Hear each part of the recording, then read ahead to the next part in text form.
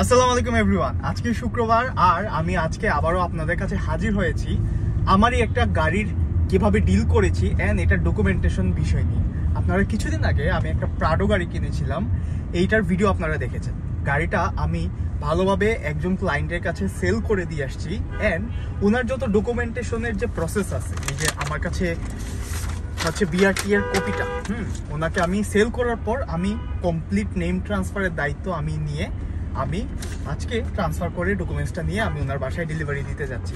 So আজকের বিষয়টা হচ্ছে এই পারপাসে যে আপনারা অনেকদিন ধরেই যারা আমাকে চিনেন, আমার পেজ ফলো করেন, আমি নর্মালি সেকেন্ড হ্যান্ড গাড়িগুলো পারচেস করি অ্যান্ড সেল করি। সো আপনাদের যদি কখনো কোনো গাড়ি কিনা লাগে অথবা বিক্রি করা লাগে তাহলে আপনারা আমার সাথে সরাসরি যোগাযোগ করতে পারেন।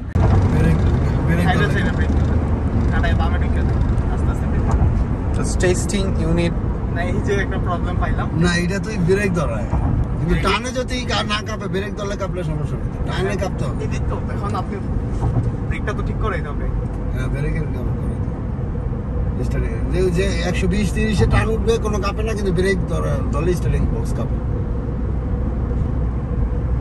ওয়েডিংস এভরিওয়ান, এই মুহূর্তে আপনারা দেখছিলেন কিভাবে আমরা একটা গাড়ি পারচেস করার পর গাড়ির breaking, after breaking, before breaking, গাড়ির স্পিডিং করার সময় কোনো রকম স্টারিং হুইলে বা গিয়ার বক্সে কোনো প্রবলেম হয় কিনা টেস্টিং করছিলাম।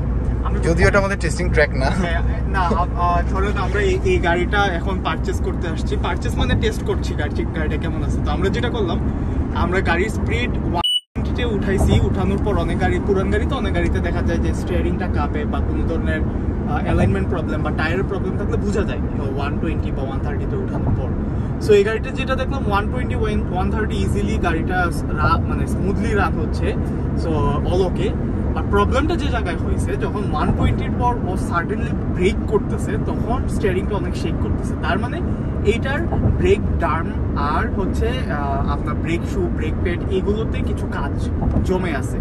সো এভাবে হচ্ছে আমরা প্রতিটা গাড়ি চেক করি যে গাড়ির মানে ড্রাইভ করে ওয়ার্কশপে নিয়ে ইঞ্জিন ওকে আছে কিনা, কোনো মার খাইছে কিনা, বিআরটি থেকে ডকুমেন্টেশন চেক করি। এভাবে খুব প্রপারলি আমরা চেক করে একটা গাড়ি পারচেস করি। কথা হচ্ছে কেন আমি লাস্ট 10 ইয়ার্স ধরে ভার্সিটি লাইফ থেকে গাড়ি ট্রেডিং করে আসছি। গাড়ির যেভাবে চেক করা লাগে, গাড়ির ইঞ্জিন কেমন আছে, সাসপেনশনের কথা বলেন, গাড়ি কখনো মার খেয়েছে কিনা, গিয়ার বক্স, ডকুমেন্টেশন, যে গাড়ির চেসিস নাম্বার, ইঞ্জিন নাম্বারের সাথে যে মালিকের যে কানেক্টিভিটি বিআরটি এর সার্ভারের সাথে কানেক্টেড, সব কিছু আমি পারফেক্টলি চেক করতে পারি।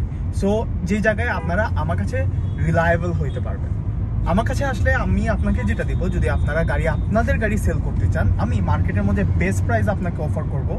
অ্যান্ড আপনারা যদি কোনো গাড়ি কিনতে চান, যেটা অনেকেই এখন ঢাকা শহরে ফেস করে, গাড়ি কেনার পর দেখা যায় যে রিসেন্টলি একটা ঘটনা, আমার একটা ফ্রেন্ড গাড়ি কিনেছে, সো কেনার 10 দিনের মধ্যে ওর গিয়ার বক্স ডাউন হয়ে গেছে। তো এই যে প্রবলেমগুলো, ইঞ্জিন নষ্ট হয়ে যায়, গাড়ি কেনার পরে দেখে গাড়ি মার খাওয়া বা ডকুমেন্টেশনের ঝামেলা, যার কাছ থেকে গাড়ি কিনেছে দেখা যায় অরিজিনাল মালিক উনি না। তো এইসব যে এই ঝামেলাগুলো আমার কাছ থেকে যদি আপনি অথবা আমার থ্রুতে যদি কোনো গাড়ি কিনেন, সেক্ষেত্রে এই প্রবলেমগুলো আপনারা কমপ্লিটলি এড়াইতে পারবেন। আমি আপনাদেরকে বেস্ট প্রাইস দিব অ্যান্ড আপনাদেরকে একটা গুড ডিল এনে দিব, যেখানে আপনারা রিল্যাক্সে ঠান্ডা মাথায় বাসায় বসে গাড়ি পারচেস করতে পারবেন। সব পেইন আমার।